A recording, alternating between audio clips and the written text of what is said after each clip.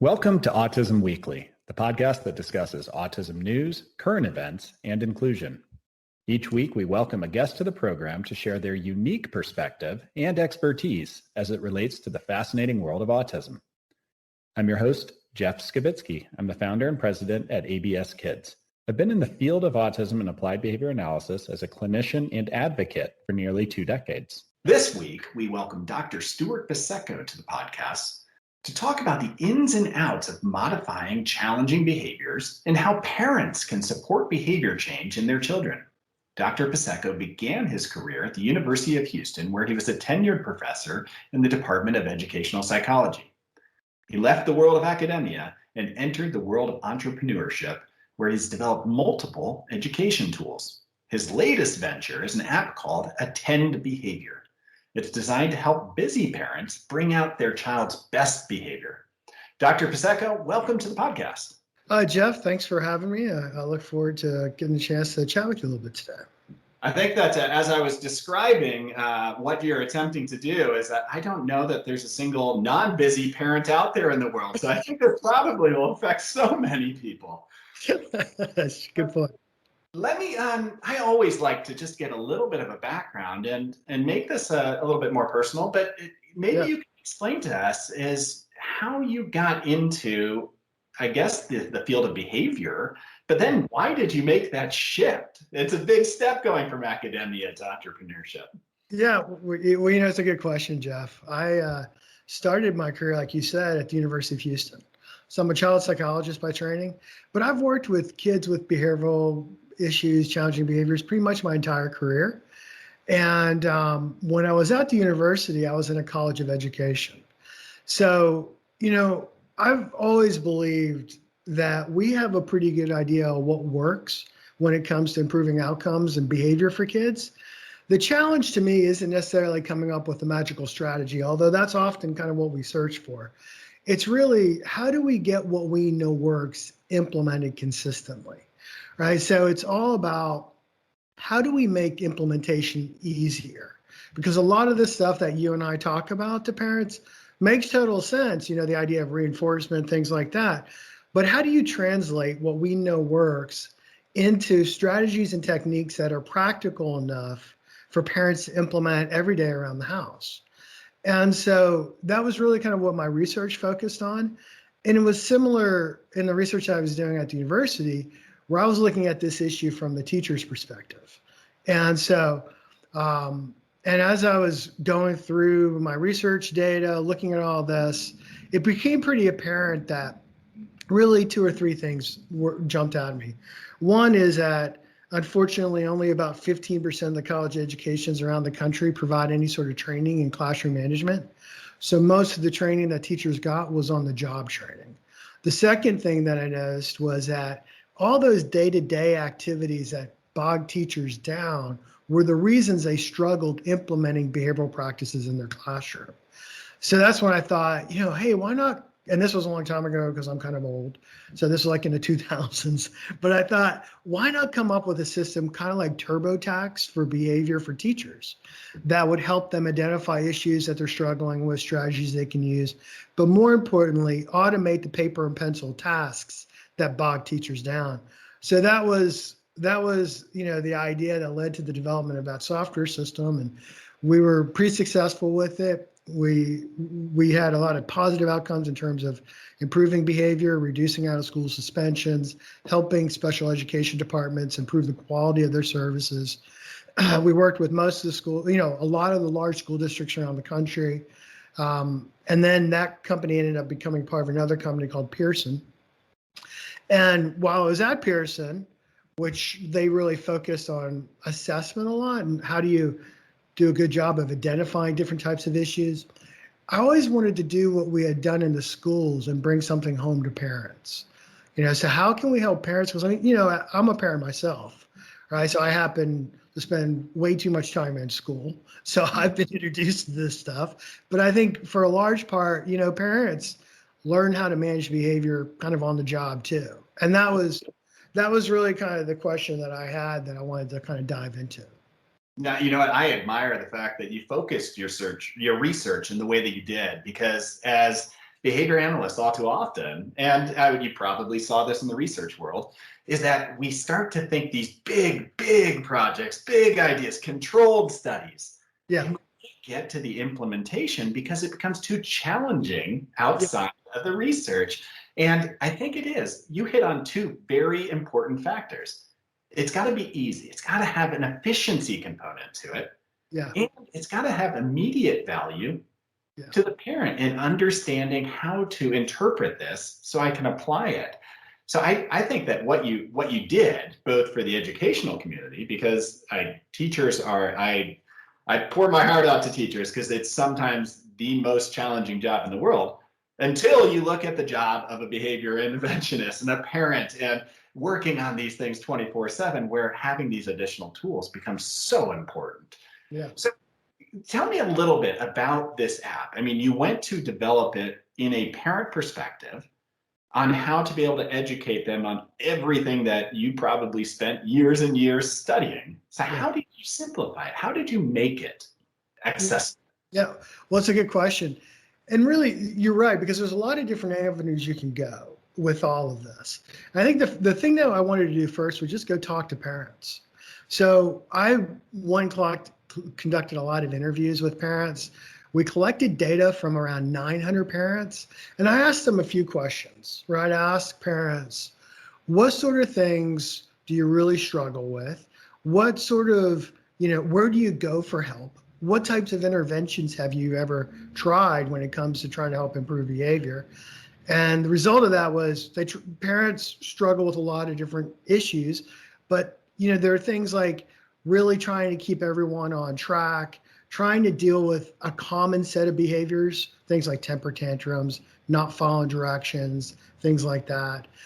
Parents, really are hungry for strategies and will try a lot of different things. The one thing I asked them was, if you knew another parent who had a child like yours, what would you tell that parent that they absolutely have to do? And the one strategy that popped up to the top, a really kind of approach, was behaviorally based parent training. That was the thing that parents said, when I went through parent training, that's kind of when the light bulbs went on for me. And I understood my kids a little differently. And I really understood how to respond to them differently. The problem was out of the 900 or so parents that we talked to, only about 30% of them had access to parent training. And this is really kind of a classic issue. The data from the CDC says the same sorts of things. There's actually data that have looked in particular at families who have children on the spectrum, and only about 25% of them have parent training as an incorporated component of their service delivery models. So that's when I thought, wow, this is something that we know from the research literature works, but there are challenges in getting access to it. So that's when I thought, okay, I'm going to hone in on parent training, because it's really a set of very specific approaches and skills that we can help parents learn how to think about, respond to, and interact with their kids differently. So that was kind of how I decided that I wanted to focus on parent training. Now, really with a 10, there's three components of it. One is getting parents good content. The second is, how could we create tools to help build fluency in the skills that we talk about in parent training? And the third was, how can we make it easy for parents to communicate with their providers around what types of challenges they're having? When you were talking about the making it easier for the parent to be able to do, to understand, to access, that's the part for me that I think oftentimes we get caught up in. I to my wife all the time, even at our house. And it's like, Jeff, it's so much easier for you to say what to do. It's so much harder in the moment to do it. Do you find that parents are oftentimes biting off too much and maybe just simplifying into just a few buckets, and just knowing concepts is the first step? Yeah, absolutely. I think that one of my professors in graduate school said to me, he said, psychologists will never use a small word when a big word will do. So we tend to kind of, over explain things and talk about things in kind of esoteric ways and use very jargony concepts and things like that. So I think we're all kind of guilty of that. And so being able to kind of explain ideas and concepts in simple ways. Like, for example, we talk about the idea that behavior serves a function, right? Behavior serves a function for kids, really kind of for everyone, right? So, and we talk about the different types of function. And one of the ways that I like to talk about this is to say to parents, really, fundamentally, kids engage in the behaviors they do for one or two reasons, right? Either they're trying to get something they want or get away from something that they don't like. Now, what they may want may vary, but fundamentally, at the end of the day, that's why kids act the way they do. The truth is, right, Jeff, that's the reason we all act the way we do. So I think trying to avoid the jargon stuff and focus on the very basic concepts we're trying to explain, it helps connect it to people. It helps it connect for people as well. The other thing that was important was we ended up partnering with the Ruby Research Group. So the Ruby is a parent training program that's been developed, and it's an evidence-based program. It's gone through several clinical trials. It's been designated a program that works. And instead of just us writing a curriculum, we wanted to partner with a group who had done the research. These guys, had spent 10 years or so. They worked hand in hand with parents in developing a curriculum for families who have children on the spectrum that makes sense for them. So I think, a little bit of it was us, our team really focusing on making sure we're hitting the essential components of it. But second, finding a really good research partner who is aligned in how we think and how we approach it. Yeah, I think that is so important. I think that the fact that you all are able to bridge that gap from what Ruby has done on their curriculum, on their research, and it's time-based. So it's amount of time they're able to do it, but you can carry the work on. But to go back, when you were talking about building up your content library and to be able to speak to the family, you actually touched on something that I find very valuable to coach clinicians on. And it's the fact that language is important. Even the term function, that might lose 10, 20% of parents because they're like, hold on, like, I don't even know function in a child. Like, no, like it doesn't make sense. And the more you get into, well, let me teach you about function, instead of talking about what's going to work for their child, you're losing buy-in. So can you give maybe some examples of, how this change in the way that you have approached talking to parents, hearing parents, and implementing it has really impacted them? Yeah, well, I think it's a great question. I think it also kind of comes from my experience working in the schools, right? So this is an issue that impacts everyone. As you said, we spend so much time, in school, explaining these concepts, talking about these concepts. It's really, how do we translate that into information that can impact people every day? And I think one of the parents that I worked with, who I liked their comment the most, she said was, like, I get all this stuff, I understand it all, but at the end of the day, when I take my kid to Walmart and he has a temper tantrum, I want to know what to do. Right. So that's the kid that I try to keep in my mind, and the parent as we go through the development process. Right. As the parent who's got 100 different things they're going to do, they're trying to get through the store real quick. They're just trying to get in and out. Something happens, triggers a meltdown, the kid throws a fit. And how do I help that parent set themselves up for success before they go into Walmart and the child? Right. And so I think those are the things that really are most important to me. And I think about, as I said, I have two kids who are older now, but when they were younger, my friends, who know me forever, said, all that stuff that you talk about, right? All that behavior stuff you talk about all the time, you go out and do talks for. Well, do you really think that stuff works now that you have a kid? And I said, I'll tell you what I've learned as a parent today that I didn't have an appreciation for before I have kids, it wasn't about what works and what doesn't work. It's why do parents get overwhelmed and they struggle implementing the things that we do know work? Because now, as a parent of had a kid that was 3 years old, I get it, right? You don't have time to do all this stuff. And so I think it's a combination, Jeff, of trying to be able to communicate concepts and ideas in bite-sized ways that make sense for people, but also taking into consideration all the other competing things that people are trying to deal with. And so I think, it's always, and you probably said the same thing, right? We want to help parents pick your battles, pick the behaviors that you want to focus on, because it seems like our kids do a lot of different issues, but generally, if you can find those issues that keep popping up for you, you address those, a lot of the other issues kind of become less significant, right? So identify key behaviors. Don't try to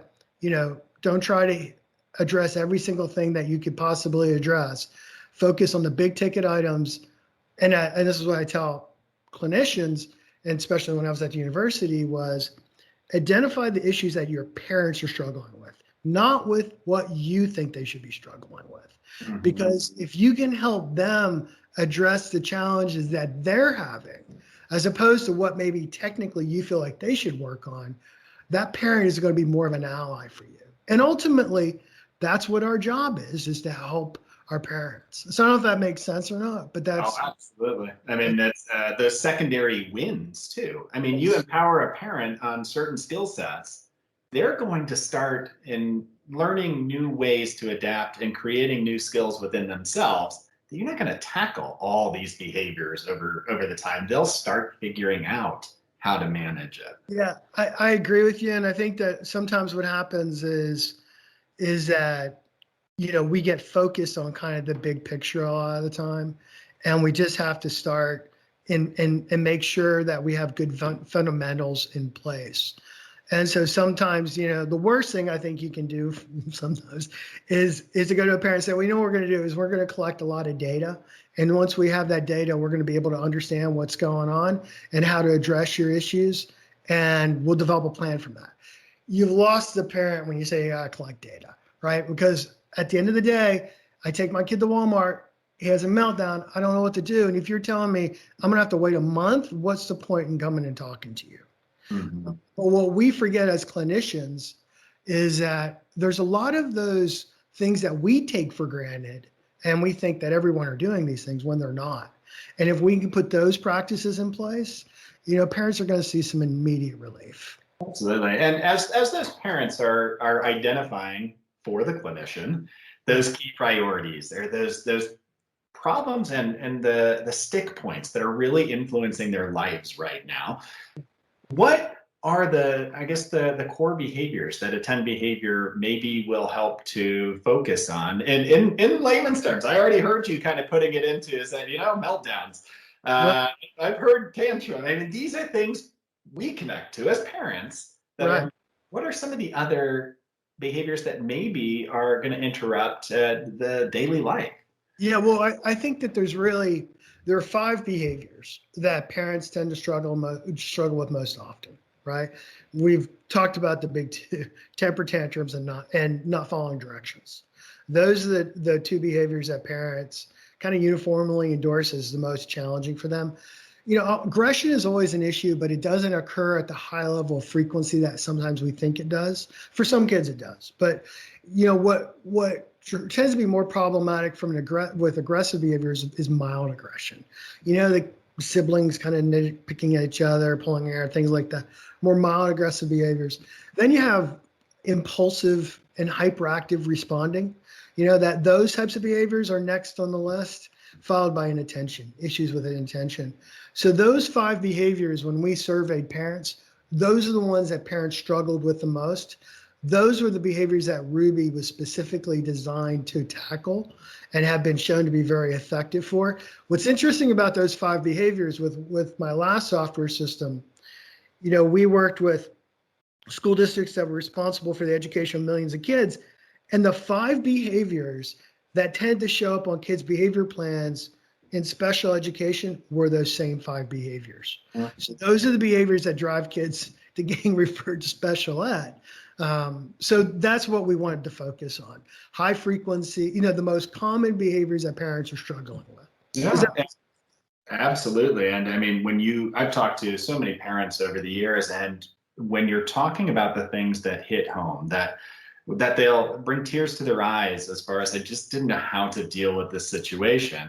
You're talking about this because those are the ones that present inherent risk at times and safety and just being able to be around in public. And those are the ones that are the most valuable. Yeah, and I think it's really important that parents know that they're not alone in struggling with those issues, because the other biggest stress point that parents talk to me about is, feeling like the other parents don't understand them or they're judging them.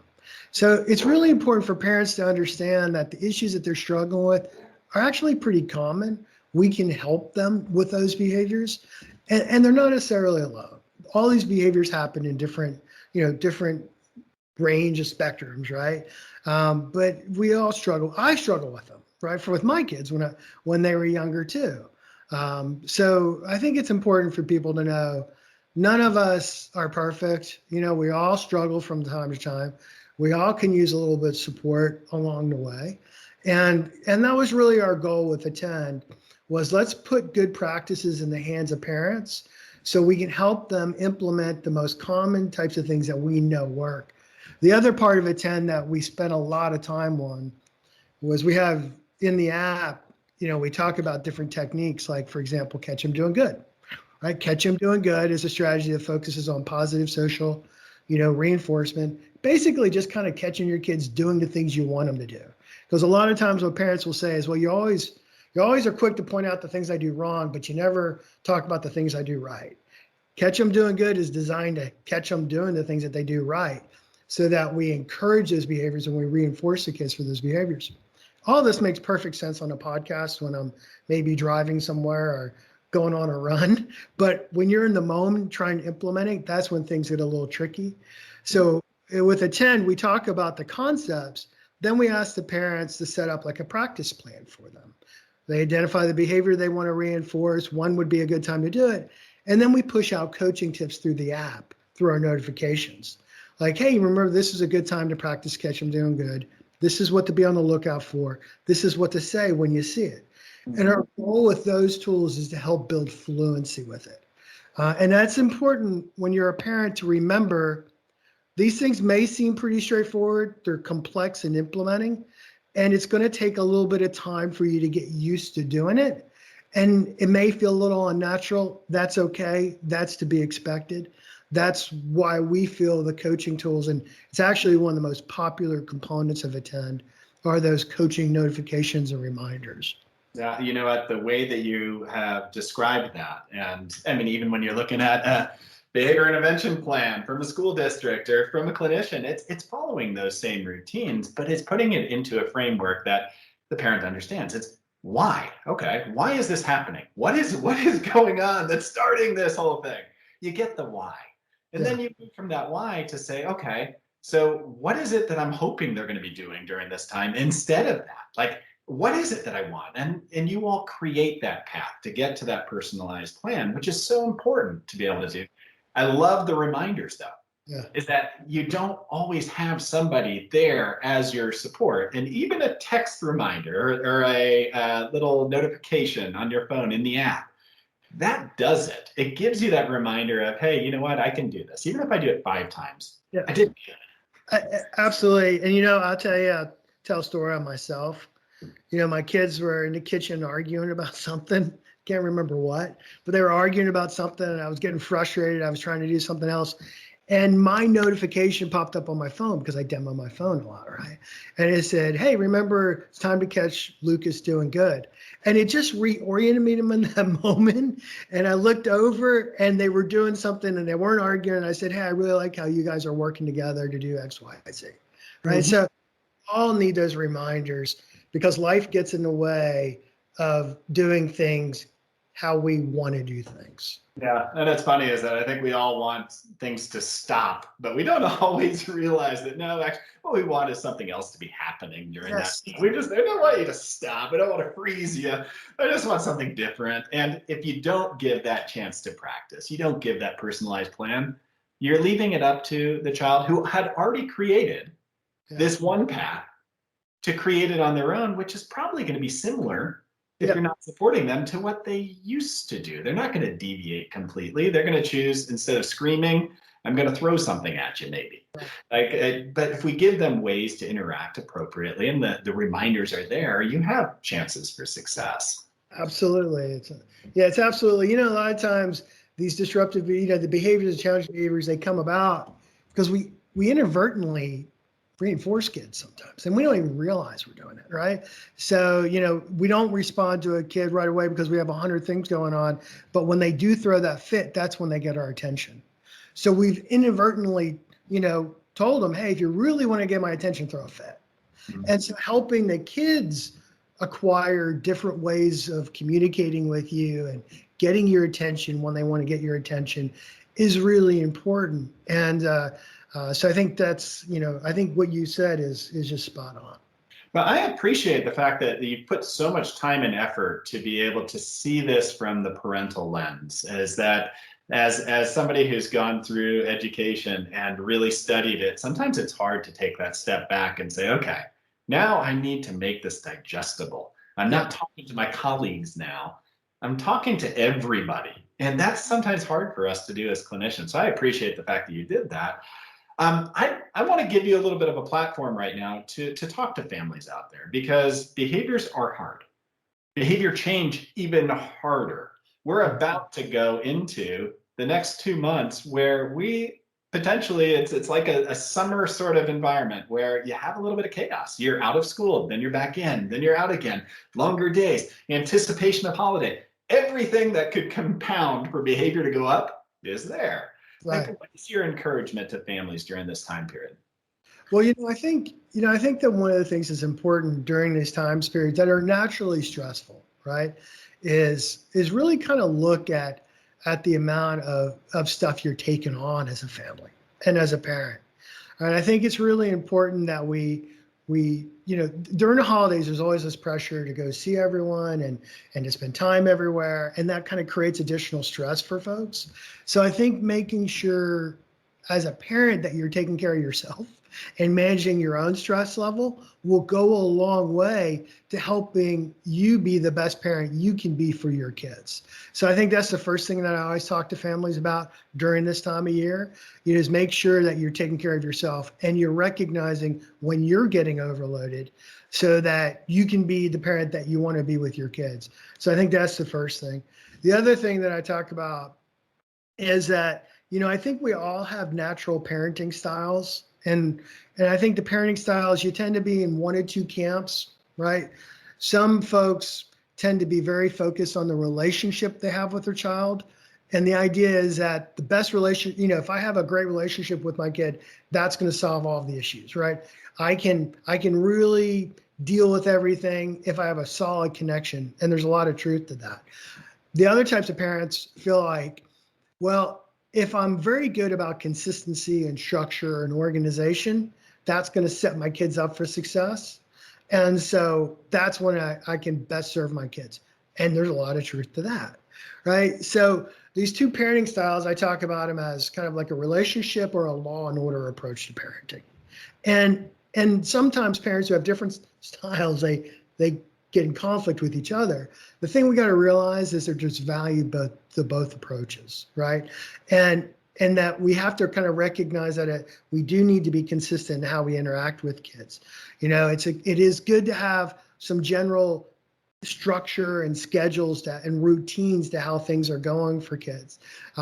It's important also to spend quality time with our kids one-on-one and letting the kids engage in the activities they want to engage with and not focus on providing instruction in those moments, because your goal is to build a genuine connection with your child. And that can be somewhat difficult for some kids, for parents to feel like they have that connection. But what you got to realize is that our views of what a connection might mean are different. And every kid connects with their parents in different ways, whether or not they express that or it's articulated in the same way. All kids want the same thing. And I think it's important that, we as parents really realize that if we use all the tools in the toolbox, that's when we get our best outcomes. And recognizing that your partner may be a law and order approach or maybe a relationship type of approach. It's not that that's wrong or that your approach is different. It's just that you both can bring something unique to the table, and that's important. So I'm not sure, Jeff, if that's exactly kind of what you're looking for, but I think some of the big ticket ways that I think about this during this time of year. Yeah, you know what, Stewart, the way that you framed that actually makes a lot of sense. Is that, you started out by really hitting on that piece that I think so many families have talked to me about is parental self-care.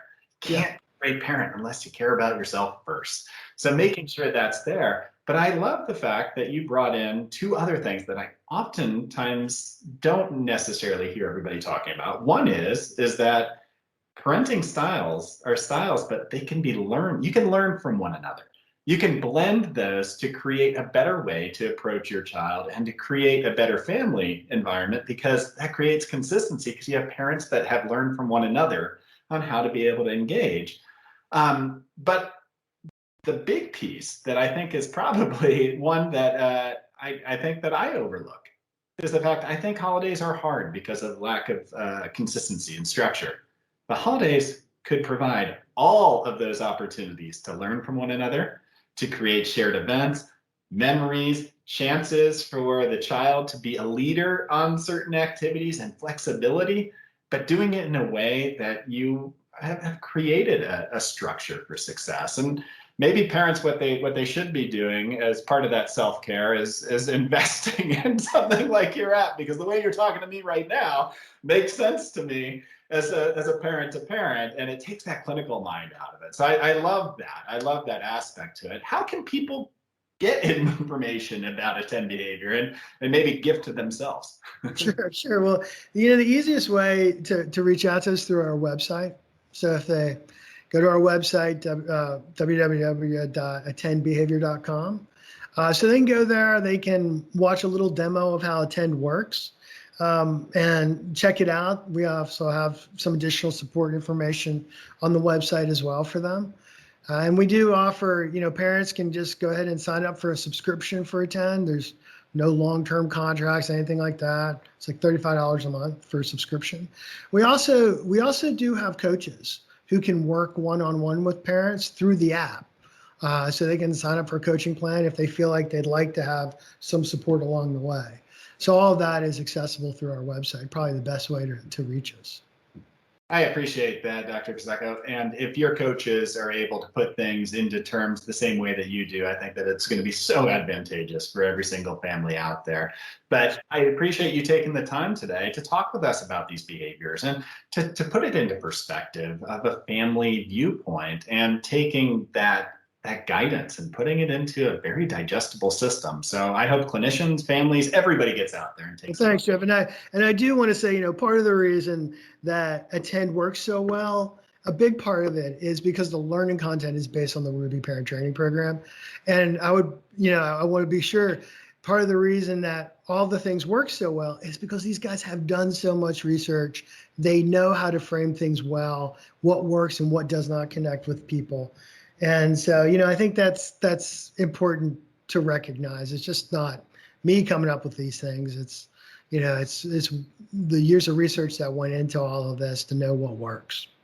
Well, thank you again, and thank you for sharing your time. Thanks, Jeff. Thank you for listening to Autism Weekly. We hope you tune back in next week to learn more about autism in the real world. Autism Weekly is now found on all the major listening apps, including Apple Podcasts, Google Podcasts, Stitcher, Spotify, Amazon Music, and more. Subscribe to be notified when we post a new podcast. Autism Weekly is produced by ABS Kids. ABS Kids is proud to provide diagnostic assessments and ABA therapy to children with developmental delays like autism spectrum disorder. You can learn more about ABS Kids and the Autism Weekly podcast by visiting abskids.com. Thanks for tuning in. See you again next week.